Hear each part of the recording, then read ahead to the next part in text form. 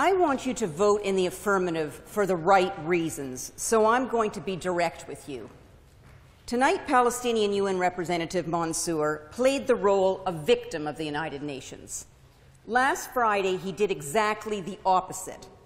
Threatening the United States, he boasted, and I quote, "We have a lot of weapons in the UN." Friday's posture rings truer, for indeed, Palestinians and their co-conspirators in the Organization of Islamic Cooperation have weaponized the UN. They've spent 7 decades hijacking and corrupting UN institutions in support of their violent, xenophobic rejection of a Jewish state. The UN's failure to fulfill the promise of promoting peace and security and protecting human rights was the predictable casualty. Understanding what ails the UN isn't rocket science. There are 193 member states. 119 of them belong to the organization, the non-aligned movement, so-called, and the largest single voting bloc in the non-aligned movement is are the 56 Islamic states. 57. At Freedom's states, I said. 57 As states. Freedom House attests, a small fraction of the members of the OIC in the non-aligned movement are democratic. Less than half the members of the entire UN are fully free democracies. Why is the UN failing? Do the math. With those numbers in mind, I'm going to address 5 major arguments on the opposition side of this debate. Argument 1, the UN is international democracy at work. One state, one vote. The trouble is, international democracy is not actual democracy, offering full democratic rights to the folks back home. Take the Palestinian Authority, whose leader is entering the 12th year of his 4-year term, and whose stated goal is a country without minority rights, or more precisely, ethnically cleansed of Jews. In practice, the UN's international democracy formula allowed Saudi Arabia to be elected to the Human Rights Council in October, for a 4th term. Iran was elected to the UN Commission on the Status of Women, even though President Rouhani himself was elected only after 99% of candidates were summarily disqualified, including every woman. One might describe UN democracy as one despot, one vote. Number 2, it's all about inclusivity. We need a UN that welcomes all, no judgment, no Western hegemony. But if the rationale for the UN was really about inclusivity, why does the UN's top women's rights body annually adopt only one resolution critical of only one state for violating the rights of women anywhere in the world? Israel, for violating the rights of Palestinian women. Because there is that one would occupation. be Israel, Saudi occupation. enslavement, Iranian stoning, Sudanese spousal rape, and oh yes, Palestinian men. They all get a free pass. At the UN, inclusivity means avoiding women's equality and LGBT rights in the name of cultural particularities. It means tolerating intolerance. Argument number 3 lionizes the General Assembly in comparison to the Security Council. The veto power is the problem. Except consider the General Assembly's record. The General Assembly hasn't held an emergency special session in 20 years on any subject but Israel. 400,000 dead in Syria, and a few weeks ago, all the General Assembly could muster was a 3-hour informal session to discuss the possibility of eventually having a special session on Syria.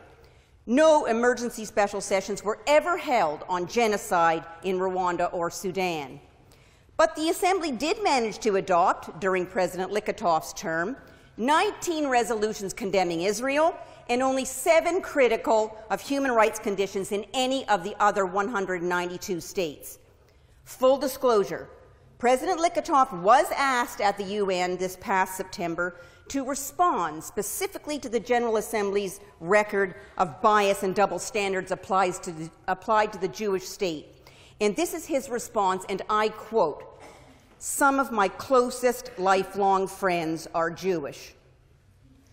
In short, the Palestinians' gain has been the loss for victims of human rights abuse worldwide and UN credibility system-wide.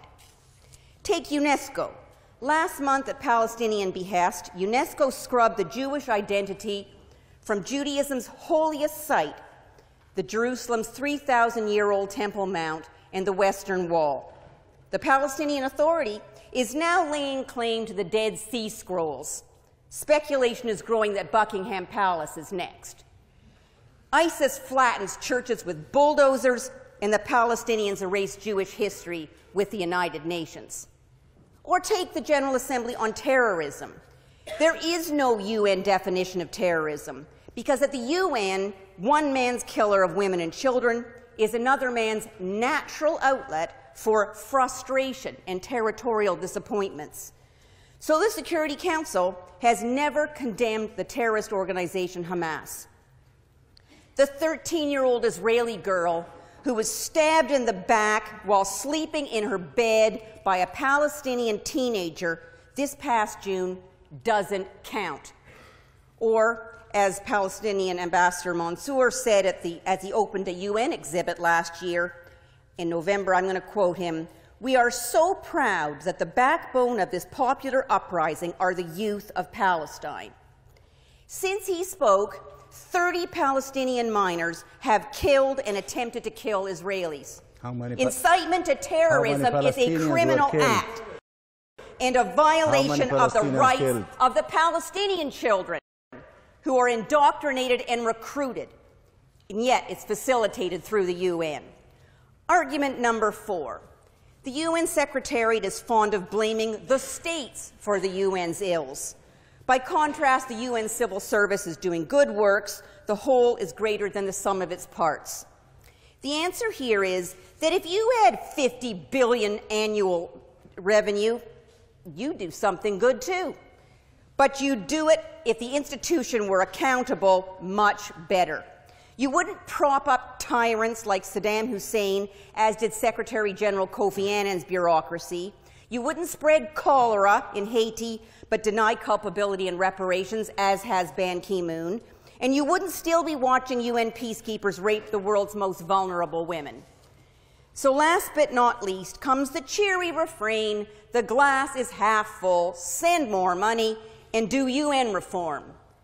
But the majority isn't going to impose membership conditions that they themselves can't satisfy, or fret about spending and accounting for other people's money, or prevent the Jewish state from being the perennial whipping boy and expedient diversionary tactic. Today's UN is dominated by non-democracies for non-democracies.